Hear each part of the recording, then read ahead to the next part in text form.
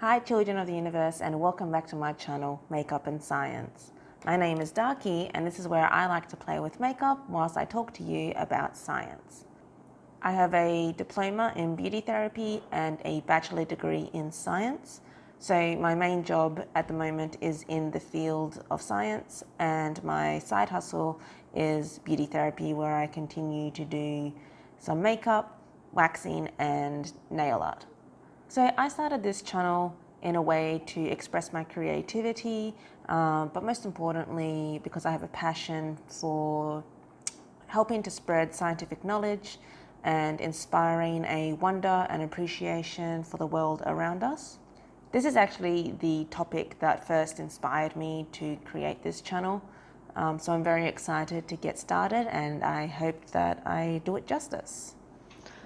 Just wanted to come in here now and say sorry that in some point of this video I accidentally pull the camera out of focus and my chin gets cut off. So sorry about that, and hope you still enjoy the video. All scientific resources will be linked in the description box below, along with all the makeup used. So I've already started with my base on. I've used the Ordinary primer along with the Tarte Mousse foundation in the palest color that I could get. And then also I've set it with the Colourpop translucent setting powder, and I have the No Filter concealer on my eyes as well. But enough about makeup, let's get into it.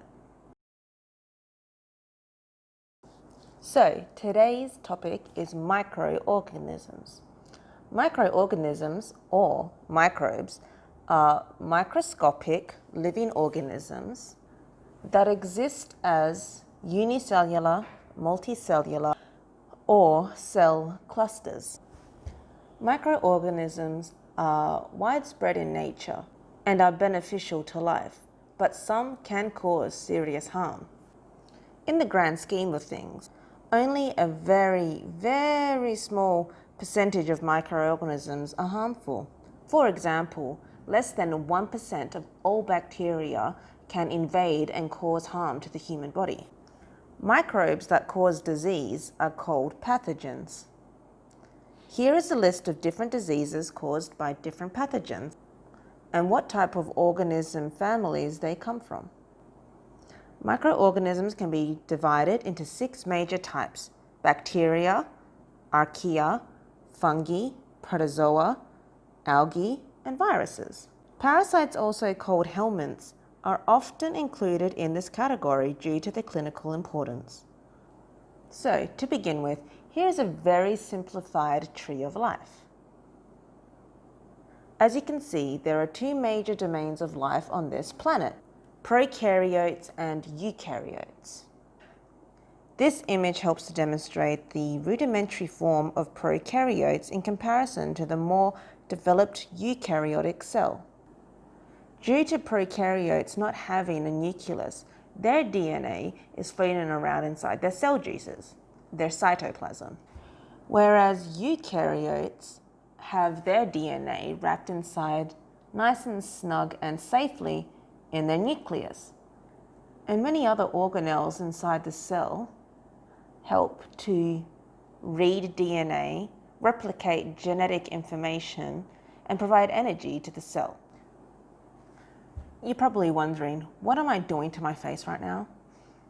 Well, I'm staying on topic and I'm creating very ill bacterial infection all over my face. So, first topic, bacteria. Bacteria are unicellular prokaryotic organisms. Most bacteria have a peptidoglycan cellular wall.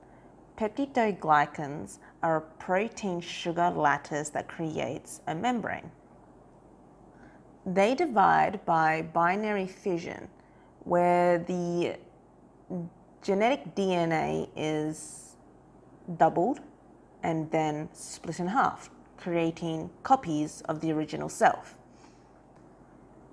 and they possess flagella for motility, like the tails on the end of sperm. There are many factors associating to identifying and classifying different types of bacteria based on their shape, motility, and oxygen environment. I've created a table with the basics for your viewing pleasure.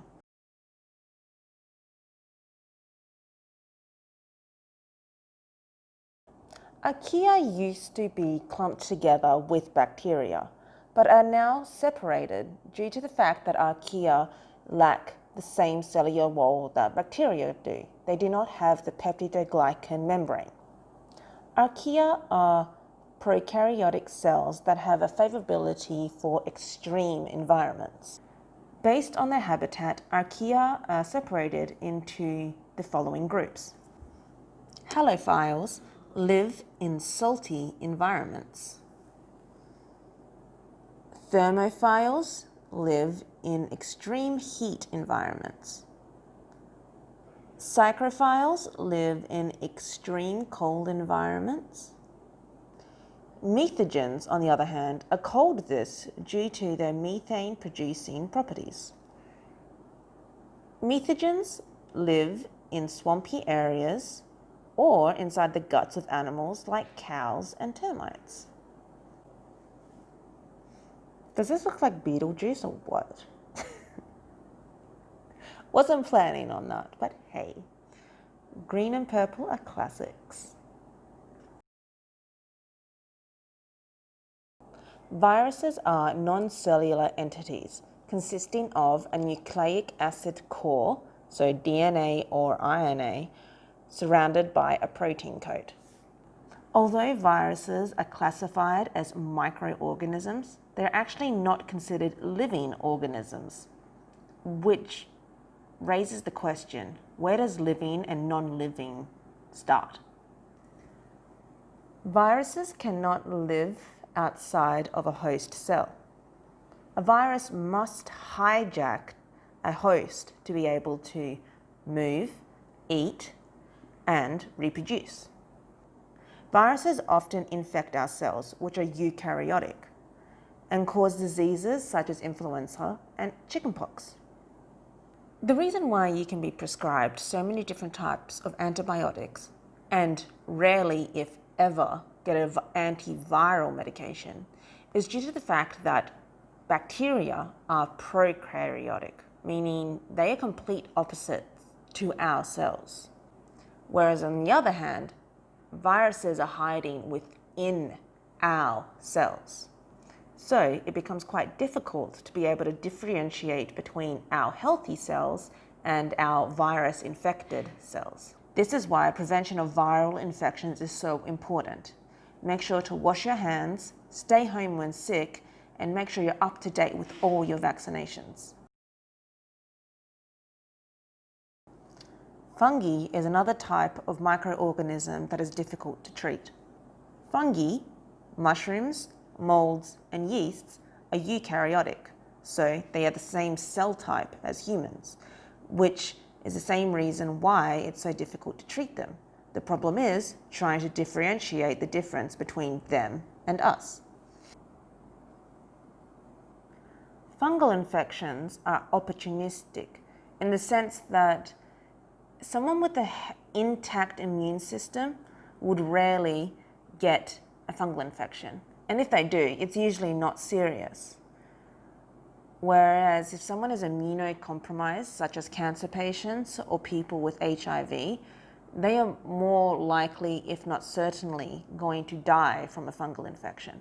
So again, prevention is the most important thing when it comes to fungal infections. But there are better medications being created to help with dealing with fungal infections, even in the immunocompromised demographic. Protozoa are unicellular eukaryotic aerobic cells. They have a nucleus, complex organelles, and obtain their energy through absorption and ingestion. They make up the largest group of organisms on the planet in terms of numbers, biomass, and species diversity. Their cells are made up of cellulose like plants. Protozoa have been traditionally categorized by their mode of locomotion.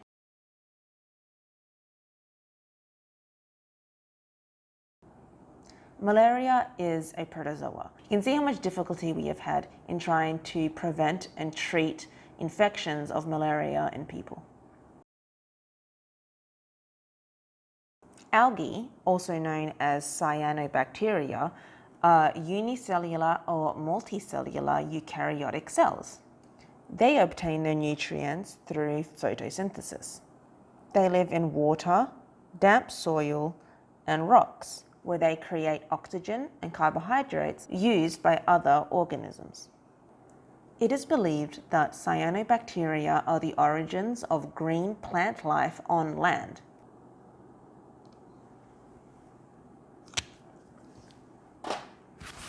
Excuse me, but how good does this eyeliner and mascara look?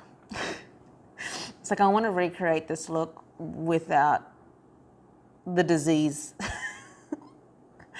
I just want to do a glam version of these colors because I really like it. Anyway, back to the science.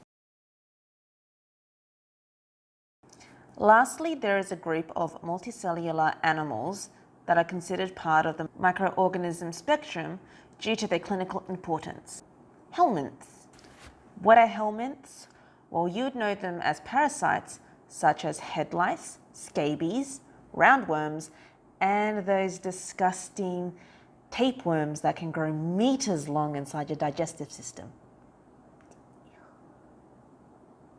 So even though we can see helminths often with the naked eye, they live part of their life cycle on the microscopic level, such as when they are hatched from their eggs.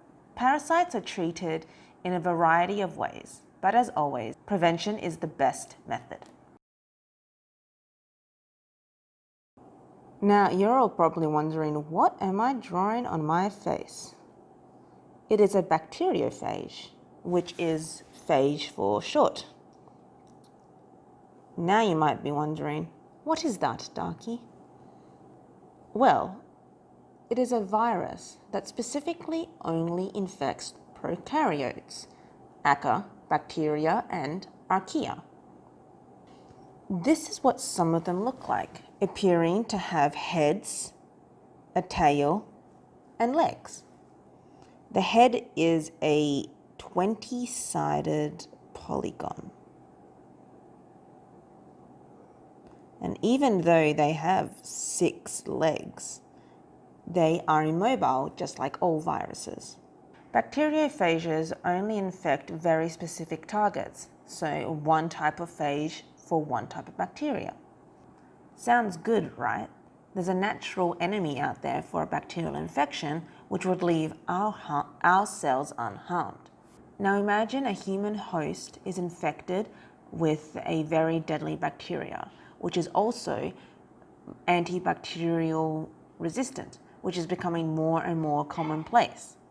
How cool would it be to weaponize a bacteriophage to our advantage? Find the bacteria's weakness, colonize the phage, administer it as a medication, and boom, target bacteria eliminated, human cells unharmed.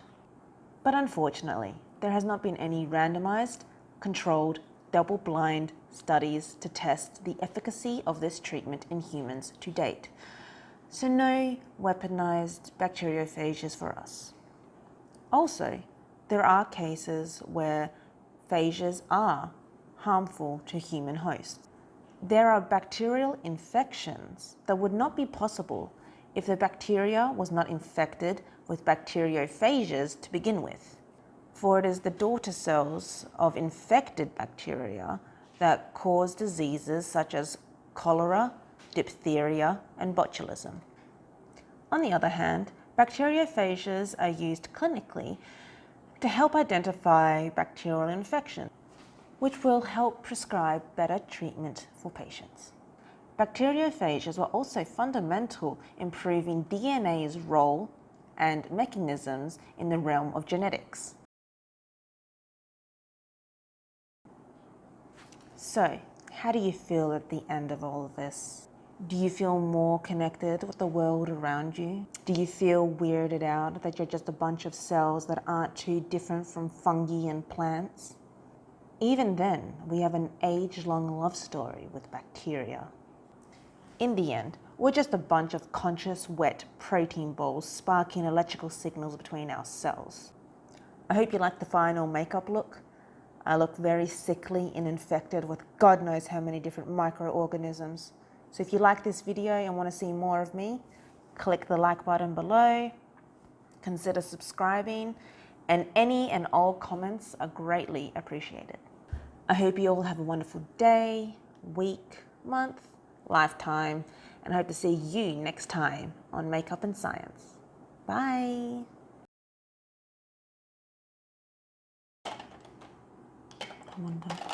I wonder how, I wonder why Santa and the reindeer are able to fly, but all that I can see is just another Christmas tree. In the end, we're just a bunch of wet, conscious wet